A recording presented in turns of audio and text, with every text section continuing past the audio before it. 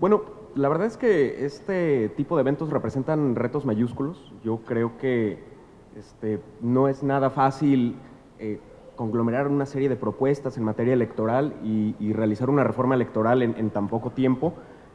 Yo iría por 4 temas fundamentales que tengo inquietud, más que generar algunas propuestas en concreto. Me gustaría plantear dudas, que nosotros realicemos reflexiones sobre a dónde vamos en materia electoral en nuestro país. Incluso también sería prudente revisar qué es lo que se está haciendo en otros países. Tengo 4 temas fundamentales. Uno, la importancia de una reforma electoral para modificar el sistema electoral, que el mismo sistema electoral transforma el sistema de partidos, transforma el sistema político en su conjunto y, por supuesto, el sistema de gobierno. Entonces, los que entienden el enfoque sistémico comprenden que los inputs y los outputs, las demandas sociales que afectan a el entramaje sistémico del gobierno, de los sistemas electorales, partidos, etcétera, es un proceso de retroalimentación que nunca acaba. Entonces, me gustaría enfatizar como primer tema, como segundo tema, algo muy importante: las fórmulas electorales que para representatividad de los órganos de gobierno. Hay muchas fórmulas electorales que se aplican en distintos países y valdría la pena revisarlos para su aplicación en México. En México tenemos un sistema mixto de mayoría relativa y de representación proporcional, junto con solamente otros 17 países. Entonces, valdría la pena ver hacia dónde vamos nosotros para que verdaderamente exista una representación de la voluntad del pueblo en los órganos de gobierno y, por supuesto, legislativo. Como tercer tema, el financiamiento de los partidos políticos. Ese tema me parece inaplazable. Ya se dijo mucho aquí que hay una desconfianza total de la ciudadanía con los partidos políticos, creo yo bien ganada, y valdría la pena revisar el tema del financiamiento público. Se habla mucho acerca de recortar el financiamiento público a los partidos políticos, precisamente porque la ciudadanía no confía en el buen uso de los mismos recursos. Finalmente, el cuarto tema, autoridad electoral que organice las elecciones sin presiones de los partidos políticos y, por supuesto, sin presiones de los grupos de interés. Ese tema me parece fundamental. Empezaría entonces con el tema del sistema electoral. Bueno, hay algunas definiciones. Por ejemplo, Dieter Nolen dice que los sistemas electorales determinan las reglas a través de las cuales los electores pueden expresar sus preferencias políticas y por las cuales es posible convertir votos en escaños. Nosotros tenemos un sistema electoral, como les comentaba, mixto. Entiendo que el sistema electoral mexicano sea de esta manera porque en tiempos del partido hegemónico, donde no había competencia política, se debía de abrir espacios para la oposición. Los diputados de partido del 62 son un claro ejemplo. Posteriormente se fue abriendo esa representación, y cuando transitamos a una democracia en donde en México existen actualmente elecciones competitivas, elecciones equitativas, y que verdaderamente hay una competencia electoral y hay alternancia y evidentemente hay democracia, pues transitamos en un esquema en donde tenemos 300 diputados de mayoría relativa y 200 de representación proporcional. Por ejemplo, ¿qué es lo que está ocurriendo en el Senado? En el Senado tenemos también una mixtura de representación. Tenemos en el Senado 64 legisladores electos por mayoría relativa, 32 por primera minoría y 32 por representación proporcional. Aquí tenemos 2 problemas fundamentales. Hay una subrepresentación de algunos estados. Es decir, hay estados, se supone que el Senado representa particularmente a los estados. ¿Por qué hay algunos estados que representan, que tienen 4 legisladores, hay otros que tienen 3? ¿No? Es algo que no está armonizado con los valores iniciales de lo que tendría que ser la representación en el Senado. Y segundo, bueno, la representación proporcional es uno de los grandes avances en este país. No estaremos en contra de eso, pero sí que existan fórmulas que sean verdaderamente representativas. Entonces, y también, por supuesto, la representación proporcional, como cuestión benéfica, logra que hay perfiles técnicos que no necesariamente sean muy carismáticos, pero a través de las listas plurinominales puedan llegar a representar el Senado. Entonces, esa sería una gran duda, una gran cuestión. El Senado, ¿qué es lo que está pasando con el Senado y con su representación? Sobre el Congreso de la Unión, de los 200 diputados de mayoría relativa, actualmente tenemos una fórmula electoral Jare, que es de resto mayor, si no me equivoco. Eso apoya a la representación de los partidos políticos minoritarios. También un tema muy importante es el umbral de votación. ¿Cuál es el umbral de votación idóneo para que los partidos políticos puedan acceder a representación en el Congreso? Actualmente el 3% puede ser bajo, puede ser alto, pero tenemos que empezar a reflexionar acerca de qué es lo que queremos como país. Es decir, requerimos, por ejemplo, los sistemas de mayoría relativa muchas veces se contraponen con los sistemas de representación proporcional, en el sentido de que los de mayoría relativa priorizan la gobernabilidad, priorizan el que las mayorías tengan accesibilidad para que sus gobiernos ejerzan sus políticas públicas y materialicen las necesidades de los ciudadanos. La representación proporcional tiene como valor fundamental justamente eso, representar, que se pueda ver representada la pluralidad, la diversidad de nuestro país. Entonces, ¿qué estamos haciendo en el Congreso? Que existe una no muy clara definición de qué es lo que buscamos para la representación legislativa de todas las necesidades del país. ¿Qué ocurre con los pueblos originarios? ¿Tienen representación? Sus necesidades están viéndose representadas en una legislación acorde a sus necesidades, a la deuda histórica que tenemos con los pueblos originarios.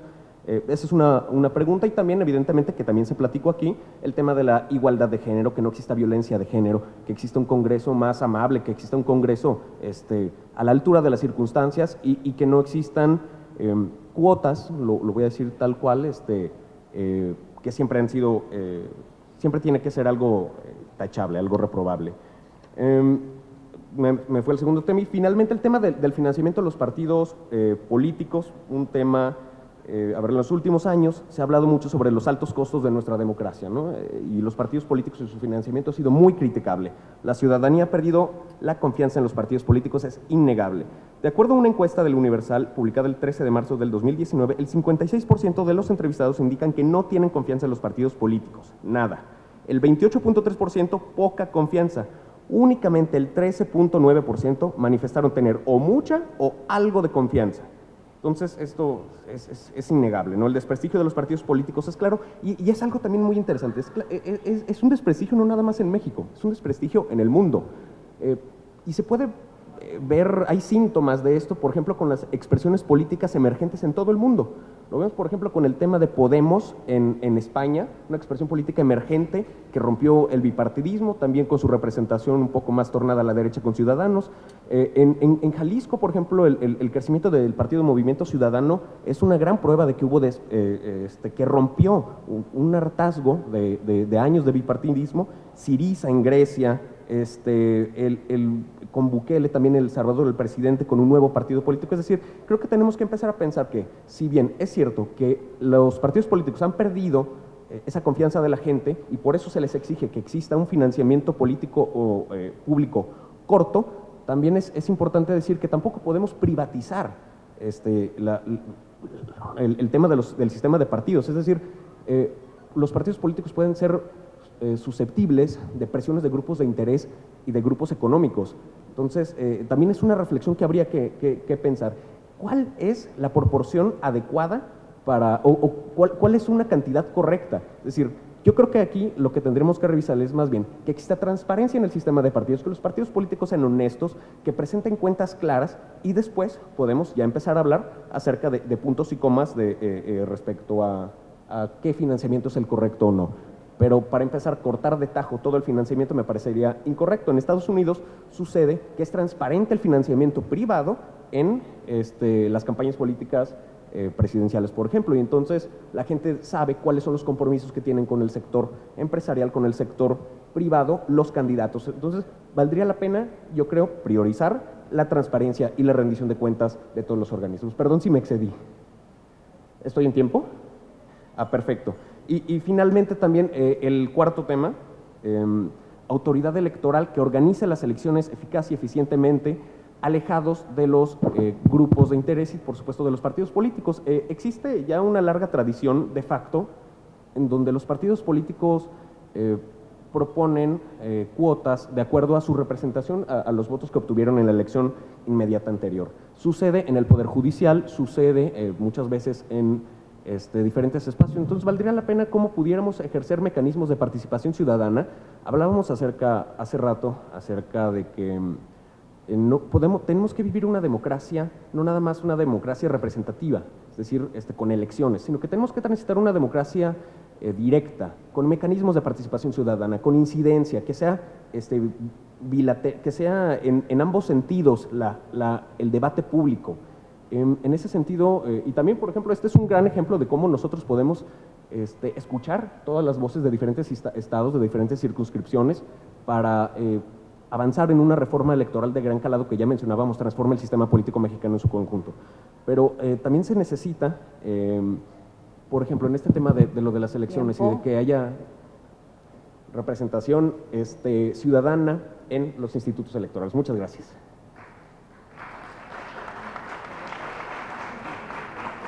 ¿Alguna pregunta al licenciado Cisneros?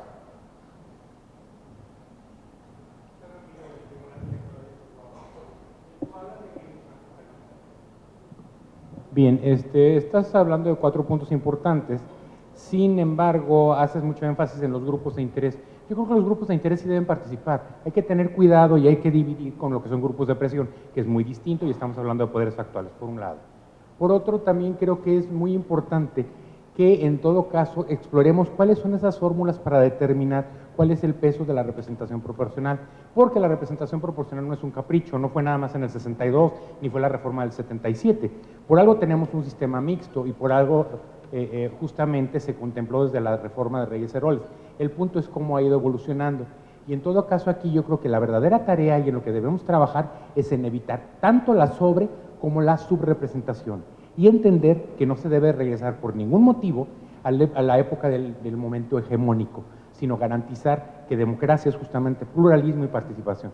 Entonces no sé si tendrías un par de ideas sobre cuál sería la forma en la que podríamos tal vez ir ensayando esa definición de cuál sería el peso de la representación proporcional por un lado y cuál sería por otro el de la mayoría relativa. Insisto, en términos de evitar tanto sub como sobre representación y garantizar que estén representados justamente todas las fuerzas, porque las minorías son las que hacen la democracia. Gracias. Gracias. Coincido plenamente y sí, es cierto, también habría que hacer la diferenciación entre grupos de presión y grupos de interés. Coincido, grupos de interés creo que también implica grupos de presión, es decir, podemos, ahí en teoría de conjuntos podemos englobarlos en parte, pero entiendo. Sobre el tema de las fórmulas, bueno, es que hay muchas fórmulas, es un reto, la verdad, es increíble, hay muchas fórmulas que dependiendo de lo que nosotros busquemos, aplicarían o no. La fórmula de Hunt, que es la fórmula más utilizada a lo largo de diferentes países, me parece una fórmula que representa bien. Habría que ver si es de resto mayor o resto menor. Si es de resto mayor, pudiera, es básicamente el promedio, si es de resto menor es por los decimales, es decir, el resto menor abre un poco más la puerta a los partidos pequeños, los de promedio abriría más la puerta a los que históricamente han tenido mayor votos electorales en las elecciones. Hay una fórmula italiana, la Imperiali, que también se puede utilizar con ambas fórmulas de resto mayor o resto menor. Les sirve sobre todo en un sistema plural. Bueno, en el 94 Italia tenía 14 partidos políticos, entonces sirve, sobre todo también el tipo de fórmulas depende también del sistema político. O sea, si es un sistema parlamentario, evidentemente un sistema de representación proporcional puro es el más indicado. Nosotros vivimos desde hace mucho tiempo un presidencialismo y yo entiendo por qué se requieren sistemas que prioricen la mayoría. Y por ejemplo, mira, en Jalisco tenemos un caso atípico, tenemos también de repechaje, diputados de repechaje. Es interesante. Yo a lo que iría más bien es que planteáramos no nada más el cortoplacismo de lo que requiere quienes están ejerciendo el poder en turno en un sexenio, en un trienio, y que veamos a futuro, porque generalmente las reformas electorales y la aplicación de las fórmulas siempre van de acuerdo a los beneficios del gobierno en turno, llámese como se llame, para la siguiente elección. Entonces, más bien sería un tema de analizar profundamente y ver en la siguiente generación qué es lo más benéfico para todos, independientemente de quién gobierne. Eso sería mi respuesta. Sí, adelante, y luego tomamos la pregunta atrás. Muchas gracias, diputada. ¿Tomamos las dos? Ok. Muy rápido, entiendo que tu formación y tu tarea profesional no es 100% electoral, pero está interesante el tema del umbral electoral. El umbral electoral, tenemos hoy, es el 3%, y eso también representa un gasto del dinero de las ciudadanas y de los ciudadanos. Todo partido que alcanza el umbral del 3% tiene derecho a un financiamiento público. Es un tema que está hoy vigente en discusión en la Cámara de Diputados y en todos lados. ¿Cuál sería tu opinión? ¿Cuál crees como ciudadano? Sé que trabajas para el gobierno del Estado, obviamente, pero ¿cuál sería tu visión? ¿Cuál es el umbral que tú consideras pudiera tener un partido político para estar legitimado a efecto de recibir prerrogativas y buscando esa posibilidad de equidad en la contienda? Y segundo, el tema de repechaje es muy bueno. En Guanajuato lo tenemos. Y esto implica que los mejores perdedores de los partidos entran a la lista plurinominal. Esto nada más como comentario. Pero en relación a la representación proporcional o a la mayoría relativa, ¿convienen las cláusulas de gobernabilidad o no convienen las cláusulas de gobernabilidad? Bueno, dependiendo de lo que busquemos, yo creo que hoy en día tenemos un multiculturalismo en México muy importante. Yo, en lo personal, no abogaría por cláusulas de gobernabilidad, yo me iría más por la representación. Sobre el tema del umbral, de lo que estoy bastante seguro es de que hay dos temas, para registro de partidos políticos y para prerrogativas y financiamiento de los partidos políticos. Yo equipararía en el mismo porcentaje registro y financiamiento. Eso facilitaría muchísimo más incluso el trabajo para los organismos públicos locales y para el Instituto Nacional Electoral. Y el 3% creo que es bastante sensato actualmente para el tema de acceder a tanto registro como financiamiento público. Gracias. Sí, hola. Quienes nos encontramos aquí reunidos en una cantidad importante, formamos parte de los institutos electorales, hoy comúnmente denominados organismos públicos locales electorales. Y creo que todos nos asumimos de un origen ciudadano. Pasamos por un proceso en el que fuimos revisados, fuimos examinados, entrevistados, y al final este proceso lo desahoga un instituto que goza de una naturaleza autónoma. Si esta no es la ruta para que los institutos sean ciudadanos, ¿cuál es la ruta para que los institutos seamos ciudadanos? No, la ruta es que sean ciudadanos. De hecho, la propuesta es que no permitamos que no se ciudadanice los organismos públicos locales. A mí me parece bastante prudente cómo se están desarrollando ahorita las elecciones locales en los diferentes estados, y eso que han existido temas polémicos y temas álgidos. La elección aquí en Jalisco, por ejemplo, el año pasado me pareció un ejemplo ideal de cómo se tienen que desarrollar las elecciones. En el caso, por ejemplo, de Puebla, muy polémico, me parece que a pesar de todo se desarrollaron las elecciones de una manera adecuada. Yo lo que diría es, más bien, hay que fortalecer que nuestra legislación electoral no permita que se vulnere su autonomía, que se vulnere la toma de decisiones con criterios apegados a la ley, no a estimaciones políticas. Y yo creo que en ese sentido vamos en el camino adecuado, porque costó mucho construir esta democracia y si bien es perfectible, yo creo que tenemos que fortalecer y ser muy enfáticos en que si existe una reforma electoral, no obedezca a intenciones políticas y sí obedezca al fortalecimiento de la misma. Y yo creo, por ejemplo, que la autonomía de los organismos públicos locales es algo fundamental y que hemos avanzado en este país, en las entidades federativas. Bueno, yo sí quisiera.